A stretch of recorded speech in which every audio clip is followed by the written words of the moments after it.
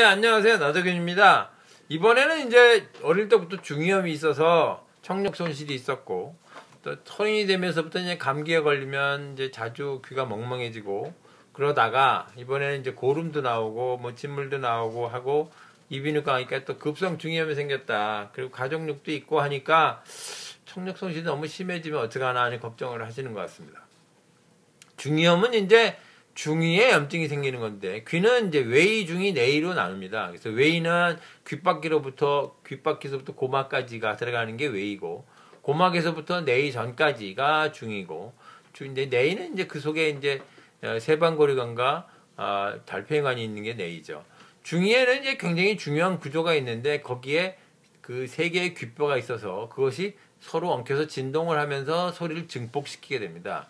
근데 증폭시키는데 그거는 운동이 자유로워야 되는데 염증이 반복되거나 그러면 이제 유착이 일어나서 염증을 그 진동을 방해하기 때문에 소리에 청력에 손실이 오게 됩니다. 어린이들이 자주 생기는 건 대개 이제 바이러스성 중이염인데, 바이러스성 중이염은 이제 그 목 뒤로부터 귀 중위로 들어가는 관인데 그걸 이관 또는 유스타키오시오 관이라고 그러는데 그리 염증이 잘 파급됩니다. 그런 경우에 이제 한 번 걸려서 잘 나으면 문제가 없는데 계속 반복되면 이제 유착이 생기는 거죠.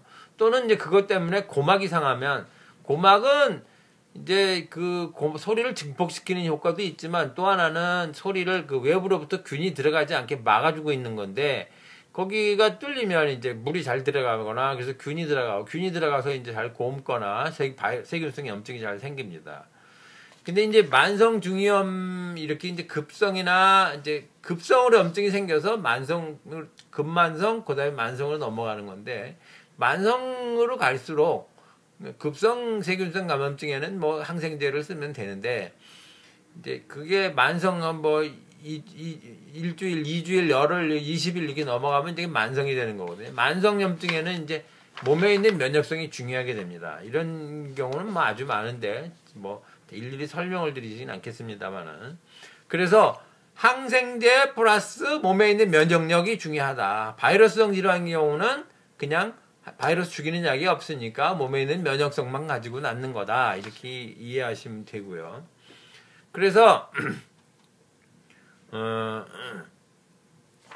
바이러스 염증인 경우에 그 몸에 있는 면역성을 올려야 되는데, 면역성을 올리는 방법은 두 가지입니다. 하나는 한약이고요. 또 하나는 가벼운 운동입니다. 운동이 센 운동, 강력한 운동은 면역력을 올리지 못하고, 너무 강력하면 면역력이 오히려 저하됩니다. 그러니까 그런 걸 꼭 주의하셔야 되고요.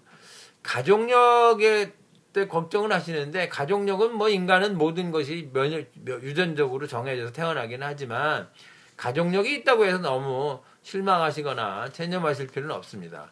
그걸 잘 관리를 하시면 활기차게 살아나가실 수 있습니다. 꼭 이것은 뭐 소형차와 대형차를 비교하시는 것하고 비슷합니다. 그러니까 소형차가 운동을 열심히 한다고 대형차가 되는 건 아니지만, 잘 튜닝하고 조절을 잘하면 소형차도 잘 달릴 수 있는 거니까, 그 선천적으로 좀 체력이 좀 약하게 태어났더라도 운동을 잘하고 잘 관리를 하시면 건강하게 활기차게 인생을 살아가실 수가 있습니다.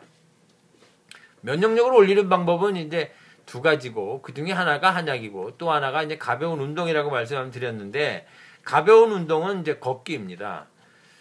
가벼운 운동이 면역성을 올리는 건 이건 별거 아닌 것 같지만 실제로 장기적으로 실행을 하면 몸을 지켜주는 굉장히 중요한 파수꾼이 됩니다. 걷기에서 생기는 효과는 여러 가지 있는데 그 중에 하나가 혈액순환이 좋아지는 겁니다. 긴장을 풀어주고 혈액순환을 촉진시켜줍니다.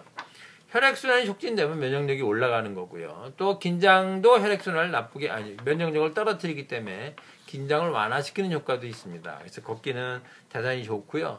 걷는 방법으로는 숨 차지 않게 걸어야 됩니다. 숨이 차게 걷는 걸 너무 많이 심하게 하거나 숨 차는 자체는 약간 넘어서는 거기 때문에 면역력이 정도에 따라서는 면역력이 저하됩니다. 그러니까 절대 숨 차지 않게 하시고요.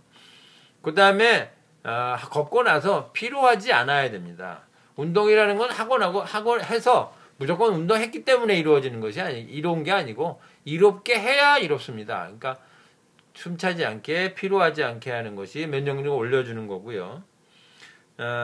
면역력을 올리는 거는 중이염만 좋게 하는 게 아니고 결국 장기적으로 본다면 암도 덜 걸리게 하고요.